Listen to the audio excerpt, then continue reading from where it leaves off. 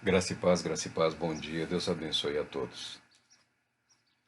Pare de se comparar com as outras pessoas e não permita que outras pessoas comparem você com outras pessoas. Esse é um conselho da palavra de Deus, isso é extraído da carta do apóstolo Paulo aos Coríntios, capítulo 2, versículo 10. Pois não ousamos igualarmos-nos ou compararmos-nos com alguns que se recomendam a si mesmos. Entretanto, estes, medindo-se e comparando-se entre si, demonstram quão faltos de sabedoria são. Alguns homens se levantaram contra o apóstolo Paulo. E esses homens eram cristãos. Esses homens, esses indivíduos, surgiram no seio da igreja. As igrejas edificadas, fundadas pelos apóstolos, estavam florescendo no mundo daquela época. Aí surgem os oportunistas, né? Não vamos entrar no mérito se essas pessoas foram ou não foram salvas, se eram de fato cristãos ou não. São pessoas de um caráter, no mínimo, minimamente transformado, ou seja, são imaturos, irresponsáveis e inconsequentes. Pessoas que acham que podem se colocar entre Deus e aqueles que foram levantados por Deus e que não haverá consequências para os seus atos, para as suas ações, para as suas irresponsabilidades. E esse caminho também, essa proposta, faz parte do que foi dito pelo apóstolo Paulo no que diz respeito que nós devemos transformar as nossas mentes para experimentarmos para experimentarmos a boa, agradável e perfeita vontade de Deus. Porque a vontade de Deus ela é boa, a vontade de Deus é agradável, a vontade de Deus é perfeita.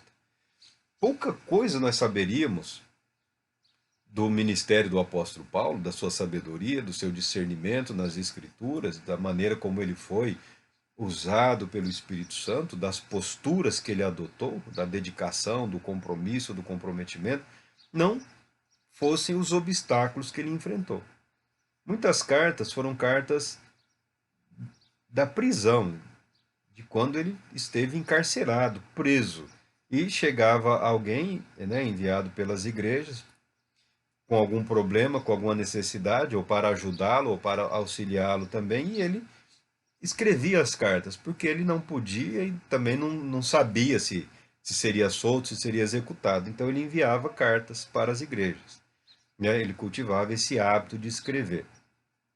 E outras, pela distância que ele se encontrava, pelo momento que ele estava no ministério, naquele lugar, naquela região, não poderia abandonar aquele trabalho, né? Ele enviava cartas, enviava algum auxiliar, o Timóteo, por exemplo, o Tito, e uma série de outros discípulos que ele ia formando durante o seu trabalho, durante o seu ministério. O ministério do apóstolo era algo intenso, né? Não era só dormir, cochilar e pregar no fim do dia, não. Não. O processo de discipulado, o processo de formar a próxima geração era uma constante na vida daqueles homens. Porque eles, de fato, não sabiam quando se encerraria na vida deles o propósito, o plano de Deus. Se você se lembra, o Estevão, no começo, sermão fantástico, extraordinário, convidando seus irmãos judeus a refletirem sobre a realidade de que Deus não está confinado em nenhum templo. Deus não habita em casa feita por mãos humanas, né? Um indicativo, uma referência, uma sugestão aqui, nada sutil, se você entender a referência de onde ele tira, que ele tira de Isaías, quando está falando de ídolos, quando está falando da idolatria, né, de prostrar-se diante de objetos fabricados por mãos humanas, o Estevão tira isso do texto de Isaías e aplica referindo-se ao templo, construído por mãos humanas. Né, um indicativo de que os judeus estavam vivendo no limite da idolatria ali, né, estavam adorando o templo, e não a Deus devidamente. Isso ficaram incrivelmente perturbados, revoltados, não tiveram como rebater o que foi dito pelo jovem Estevão, decidiram apedrejar. E estava lá o apóstolo Paulo consentindo com a morte.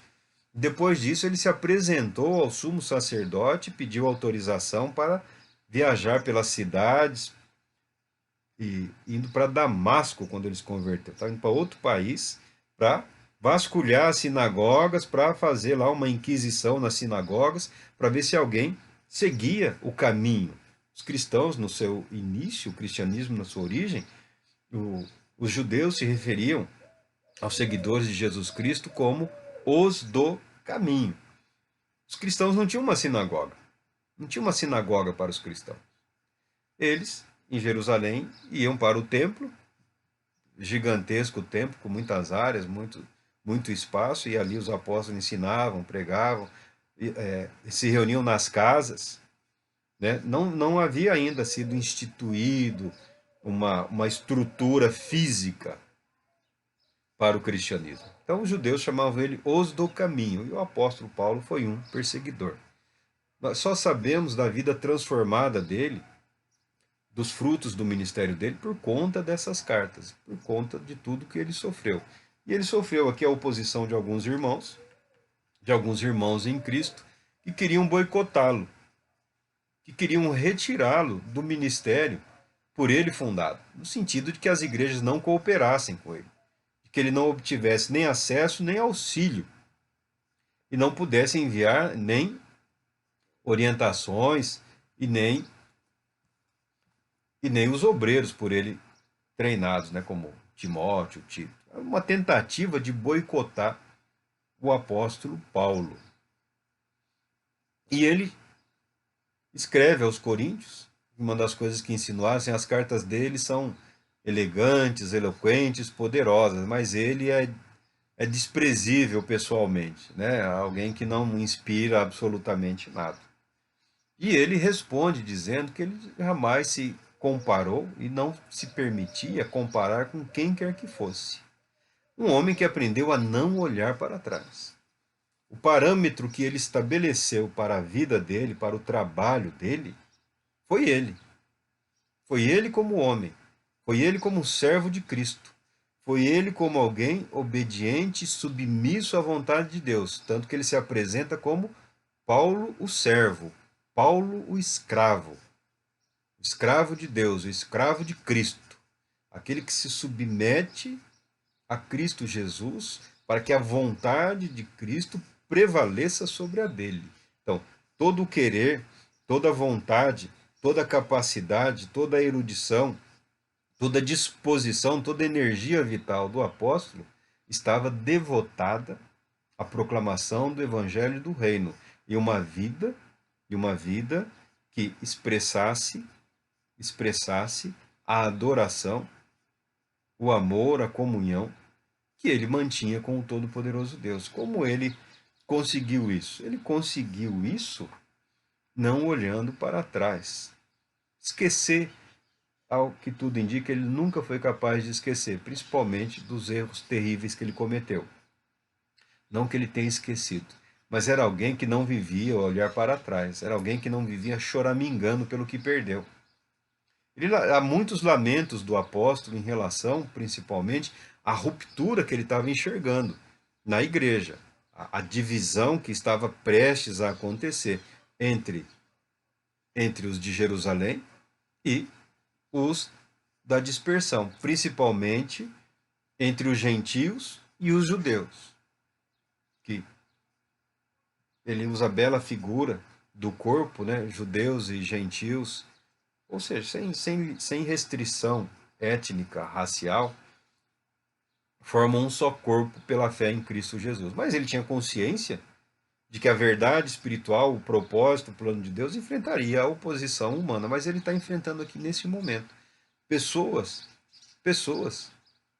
que estavam tentando se colocar entre Deus e o apóstolo, entre o plano de Deus e a vida do apóstolo, como se banir o apóstolo da comunhão com as igrejas garantisse para eles a posição que Deus concedeu ao apóstolo. Não é de hoje, não é novidade nenhuma. Pessoas querendo usar o título, o cargo ou o ofício, mas sem a mínima noção da responsabilidade do que é a vida da pessoa totalmente devotada a Deus. A vida da pessoa que tem a consciência do pertencimento. Porque os apóstolos, de um modo geral, foram levados a esse estado de consciência, da mente renovada. Uma mente renovada. De quem eles são como seres humanos? De quem é Deus? De quão grande e poderoso é o amor e a vontade de Deus, que a vida deles passa a pertencer a Deus. O máximo empenho, dedicação, o esforço desses homens é permanecer na vontade de Deus, viver em obediência a Deus.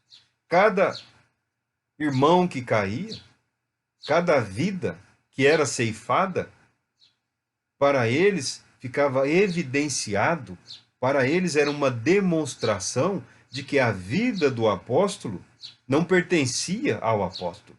A vida do apóstolo pertencia ao seu Senhor, pertencia ao seu Deus, ao seu Cristo, que dispunha daquelas vidas como julgava conveniente, e eles todos estavam dispostos a permanecer em comunhão com esse Deus e Senhor, não importando qual fosse o resultado da vida que eles estavam levando, não importando quais fossem as circunstâncias ou os momentos. É isso que o despertar a nossa mente, o renovar a nossa consciência, vai produzir nas nossas vidas. Você não pode, você não deve, porque ninguém tem o direito de se colocar entre você e Deus, entre o amor restaurador, entre o amor reconciliador, entre o santo amor de Deus, manifestado através de Cristo Jesus, e a sua vida, não importando o momento que você esteja passando. Não me interessa, e não interessa a ninguém, se é de êxito, se é de sucesso, se é de fracasso, se é de dúvida, se é de força, se é de fraqueza, se é de certeza, se é de incerteza, se é de saúde, se é de doença. Isso não interessa a ninguém. Isso não diz respeito a ninguém. Porque a sua vida com o seu Deus. É Ele quem tem cuidado de você. É Ele que estabeleceu um propósito, um plano que abrange simplesmente toda a humanidade. E, portanto, Ele não esqueceu de você. Porque Deus não é capaz de esquecer. Deus não é capaz de abandonar. Deus não é capaz de trair. Deus não é capaz de desencorajar. Por isso, a sua vida, não importando como ela esteja, ela é a sua vida, ela é a sua história guiada por Deus, tratada por Deus. Deus pretende te conduzir ao que Ele entende, ao que Ele estabeleceu como vida vitoriosa, vida plena, vida abundante para a sua realidade. Portanto, nós devemos tirar as fantasias da nossa mente. A imaginação humana é uma coisa poderosa. A cultura ocidental não leva isso muito a sério. Nós não levamos isso muito a sério, tanto que o nosso vocabulário ele é repleto de palavras que sequer sabemos o significado. Palavras, expressões, como se estivesse jogando palavras ao vento ou conversa fora. As culturas orientais são tanto quanto diferenciadas. Eles entendem que não existe uma palavra que não se refira a um objeto, a uma entidade, a um ser, a uma criatura, a um poder, a uma manifestação. Renovar a nossa mente significa permitir que a palavra de Deus ocupe espaço de tal maneira na nossa memória, na nossa consciência, que o Espírito Santo disponha das ferramentas necessárias para nos conduzir, para nos orientar. Tem muitos sábios hoje em dia. A sabedoria parece que invadiu o Ocidente. O Ocidente, até no nosso país aí, nós temos aí algumas dezenas de homens e mulheres, né, dispostos a apresentar o seu conhecimento em forma de sabedoria. Tem. O cristianismo pisou na bola em muitos aspectos.